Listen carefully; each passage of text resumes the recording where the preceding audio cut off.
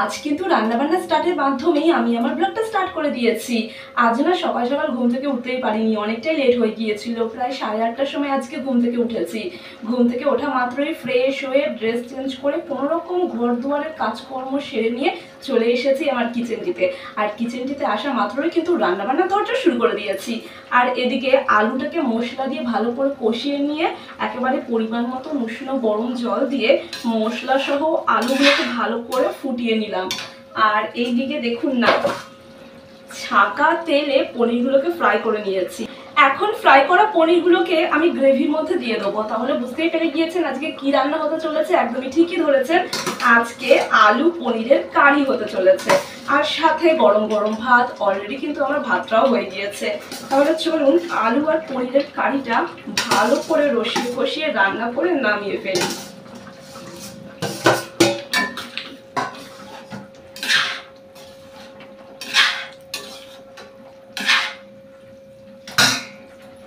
এবার ঢাকা চাপা দিয়ে দমে রান্না করে নিয়ে নামিয়ে ফেলবো। তো প্রিয় বন্ধুগণ, আমি সঙ্গীতা, আপনাদের সকলকে আমার চ্যানেল হাকুত সঙ্গীতাতে স্বাগত জানাই। আশা রাখি আপনারা সকলে ভালো আছেন, আমরাও বেশ ভালো আছি। আজ হলো 9 সেপ্টেম্বর সোমবার। আর আজ কিন্তু আমি আমার রান্নাঘর থেকেই ব্লগটা স্টার্ট করে দিয়েছি। তো আপনাদেরকে পূর্বেই তো বললাম যে আজকে অনেকটাই লেট হয়ে গিয়েছে ঘুম থেকে উঠতে, তাই তাড়াহুড়ো করে রান্নাটা সেরে নিলাম। আজ যেহেতু সোমবার, আর আপনারা সকলেই জানেন প্রতি সোমবার আমি নির্জল উপবাস করে থাকি। আজও কিন্তু নির্জল উপবাস করেছি। তবে রান্না বান্না কিন্তু রেহানের জন্য, কারণ রেহান বাবা জীবন তো আর নির্জল উপবাস করবে না, তাকে তো কিছু পেটে দানা পানি দিতে হবে, তারই ব্যবস্থা সমস্ত করে ফেলেছি। তো যাই হোক, রান্না বান্না হয়ে গেলে আমি কিচেনটাকে ক্লিন করব, তারপরে ঘর দুয়ার পরিষ্কার পরিচ্ছন্ন করব। ওই বিছানাপত্র জাস্ট একটু গুছিয়ে নিয়েছি, তবে ঘরটা ডিপ ক্লিন করতে পারিনি। তো ভাবলাম একেবারে রান্নাপাতি সেরে নিয়ে তারপরে ঘর দুয়ারগুলো ডিপ ক্লিন করে স্নানাদি সেরে নেবো। তো চলুন বন্ধুরা, রান্নাটা সেরে নিই। ওকে, আলু পনিরের কারিটা আমার রান্না হয়ে গিয়েছে। এবার নামানোর আগে একটু ঘি দিয়ে দিচ্ছি। ঘি দিয়ে একটু মিক্স করে নিয়ে নামিয়ে নেব। আজকে না আর আলাদা কোনো পাত্রে রাখছি না, কড়াইয়ের মধ্যেই ঢাকা চাপা দিয়ে ওভেনে বসিয়ে রাখছি। কারণ রেহান তো একা খাবে, আবার সেই বার করোরে ফ্রিজ থেকে গরম গরম মাইক্রো ওভেনে অনেক হ্যাপা রয়েছে, যেহেতু আজকে উপবাস করে রয়েছি, তাই ঢাকা চাপা দিয়ে একেবারে কড়াইটা আমি ওভেনের ওপরেই রেখে দিলাম। যখন রেহান খাবে আবার গরম করে দেবো। Good evening friends. তো একেবারে স্নান করে রেডি সেডি হয়ে পুজোর সমস্ত সামগ্রীগুলি ব্যাগের মধ্যে নিয়ে নিয়েছি। আর রেহানকে এখন বগল দাবাই করে চলেছি শিব মন্দির প্রাঙ্গণে। রেহান আসছে, তো চলুন মন্দির প্রাঙ্গণে গিয়ে আপনাদের সঙ্গে কথা বলবো। তো বন্ধুরা, বেলার দিকে হঠাৎই আমার প্রেশারটা লো হয়ে যাওয়ার ফলে খুবই ক্লান্ত বোধ করছিলাম। ওই তো কোনো রকমের সকাল দিকে রান্নাবান্না করলাম, তারপরে যে ক্যামেরাটা অন করে আপনাদের সাথে দুটো কথা বলবো তার ক্ষমতা আমার আর ছিল না। কোনো রকমে কিচেনটা ক্লিন করে স্নানাদি সেরে নিয়ে একটু বিশ্রাম করে নিয়েছিলাম। তারপরে ওই 2:30-3টের দিকে রেহানকে দুপুরের খাবারটা বেড়ে দিলাম। রেহান খাওয়া দাওয়া কমপ্লিট করে নিল।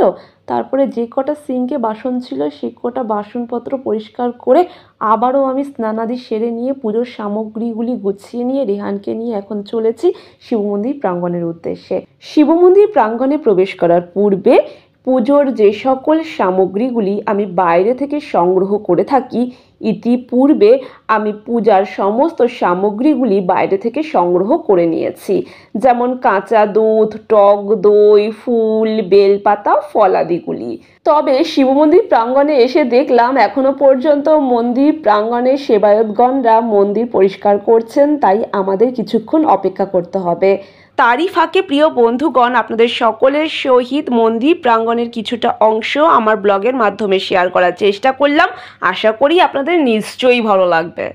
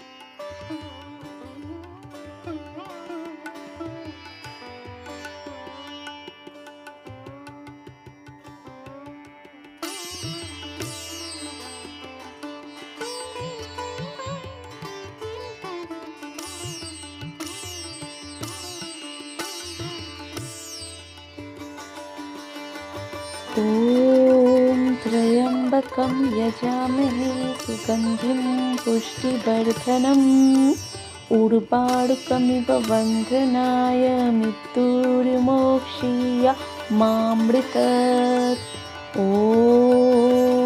त्र्यम्बकं यजामहे सुगन्धिं पुष्टिवर्धनम् उर्वारुकमिव बन्धनाय मृत्युर्मोक्षीय मामृतात्। ॐ त्र्यम्बकं यजामहे सुगन्धिं पुष्टिवर्धनम् उर्वारुकमिव बन्धनाय मृत्युर्मोक्षीय मामृतात्। ॐ त्र्यम्बकं यजामहे सुगन्धिं पुष्टिवर्धनम् उर्वारुकमिव बन्धनाय मृत्युर्मोक्षीय मामृतात्।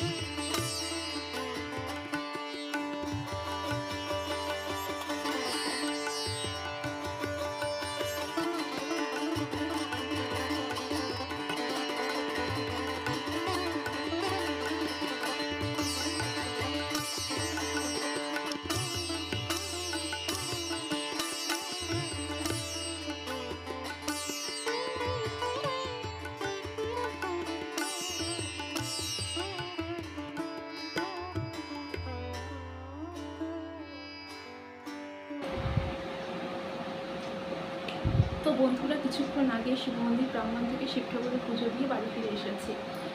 জাস্ট একটু ফ্রেশ হয়ে একটু বসলাম, আর পারছি না। আজকে না, শরীরটা একেবারে ক্লান্ত বোধ করছি। বাড়িতে আমার জন্য আর কিছু আয়োজন করব না। ওই দুপুরবেলা রান্না করেছি, তাই দিয়ে রেহান আজকে ডিনারটা কমপ্লিট করে নেবে। আর আমি মন্দির প্রাঙ্গণ থেকে ফেরার পথে এই তো মিষ্টির দোকান থেকে মিষ্টি নিয়ে এসেছি। তো আমি শুধু টক দইটা খাবো, মিষ্টিটা আর খাবো না। রেহান মিষ্টিগুলো খেয়ে নেবে, নয়তো কালকে স্কুল রয়েছে, মানে আগামীকাল রেহানের স্কুল রয়েছে, নিয়ে যাবে ক্ষণ। আর আজকে শিব মন্দির প্রাঙ্গণে বেশিক্ষণ ছিলাম না, তাড়াতাড়ি চলে এসেছি। ওদিকে রেহান তো স্যারের কাছে পড়তে গিয়েছিল, ও স্যারের কাছে পড়ে এসেছে মন্দির প্রাঙ্গণে। তারপরে আমি পুজো দিলাম, দেন রেহানকে নিয়ে চলে এসেছি। আজকে একটুও না শরীরটা ভালো লাগছে না, দুর্বল বোধ করছি, আর খেতেও ইচ্ছে করছে না। এই ঠান্ডা জলটা খাওয়ার পর থেকে আরও যেন মানে শরীর ছেড়ে দিয়েছে, মনে হচ্ছে ঘুমাই এখন, ঘুম ঘুম পাচ্ছে। আগামীকাল রেহানের কম্পিউটার এক্সাম আছে, এটাই লাস্ট এক্সাম। ওকে, সো যাই হোক, চলুন একটু টক দই মুখে দিয়ে দেন ড্রেস চেঞ্জ করে ঘুমিয়ে পড়বো।